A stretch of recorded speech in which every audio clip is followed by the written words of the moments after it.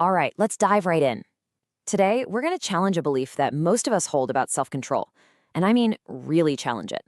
Because what if I told you that the secret to building good habits and breaking bad ones isn't about willpower at all? It's about something much, much easier. Let's get into it. Yeah, we've all heard this, right? It's the classic idea. The people who are successful, the ones who hit the gym every day, who eat healthy, we're told they're just masters of discipline. They have some kind of superhuman willpower that the rest of us just don't.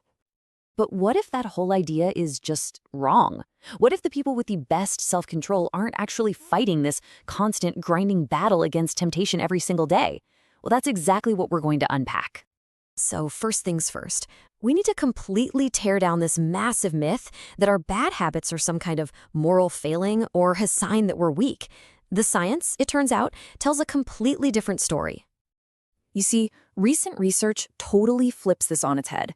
It turns out that the people with what looks like superhuman self-control, they're not any better at resisting temptation than you or me. They're just smarter about avoiding it in the first place. And to really get just how powerful this idea is, we have to look at this stunning, real-world case study from the 1970s involving U.S. soldiers. A story that, honestly, changed our entire understanding of addiction and habits forever. And this brings us to the real heart of the matter, the actual driver of our behavior. It's not about what's inside you, it's all about what's around you. Okay, so picture this. It's 1971. Lawmakers in the US get this report that is just shocking. It says that over 15% of American soldiers stationed in Vietnam are addicted to heroin. It was an absolute crisis. But then, when researchers dug a little deeper, the truth was even more staggering. They found that 35%, more than a third of all soldiers, had actually tried it. The problem was way, way bigger than anyone thought. But here is the twist that blew everyone's mind. At the time, heroin addiction was seen as this permanent, lifelong struggle. But when the addicted soldiers came home, researchers found something that seemed impossible. Nearly 90% of them quit. Just like that. Overnight. No rehab, no special therapy. They just stopped. And that's the whole secret right there. Those soldiers didn't suddenly get a massive dose of willpower on the flight back to the States. No, what changed dramatically was their environment.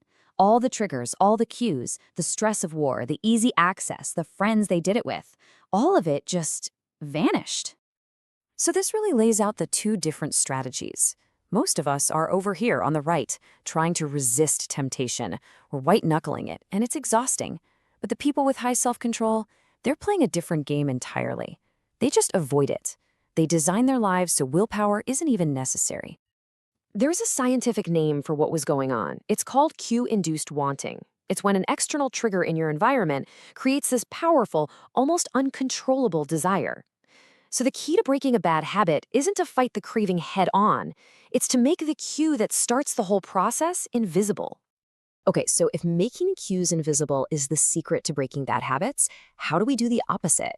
How can we actually engineer our world to make the good habits we want to build completely irresistible? Well, our brains are kind of funny. They're wired to crave what scientists call supernormal stimuli, basically exaggerated versions of reality. Just think about modern junk food, right? Food scientists have literally engineered chips to have the perfect amount of crunch and flavor to be way more appealing than, say, a plain potato. Our brains just go nuts for this stuff.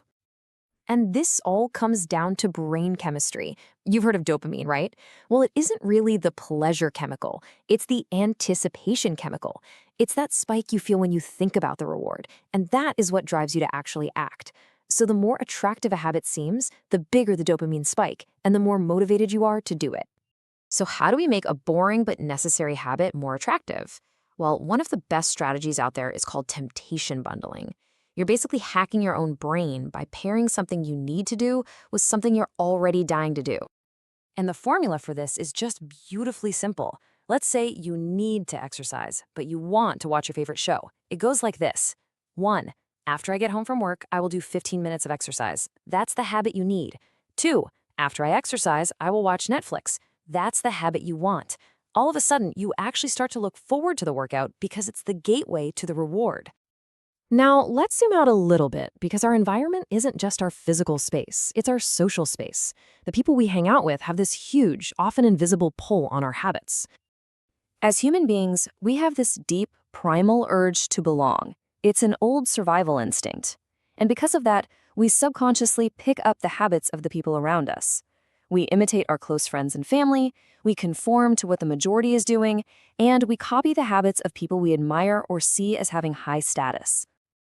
So here's the ultimate life hack. One of the fastest ways to build better habits is to just join a culture where that habit is already the norm. You want to read more? Join a book club. You want to get in shape? Find a running group. When everyone around you is already doing it, it suddenly seems so much more achievable. Okay, we have busted the willpower myth. We've talked about the power of your physical space and your social circles. Now let's bring it all home and turn this into a real, practical plan you can actually use. This is your blueprint. It's that simple. You want to eat less junk food? Stop buying it. Get it out of the house. Make the queue invisible. You want to waste less time on your phone? Move those distracting apps to the last page. Or even better, leave your phone in another room. Become the architect of your world. And now for building the good habits.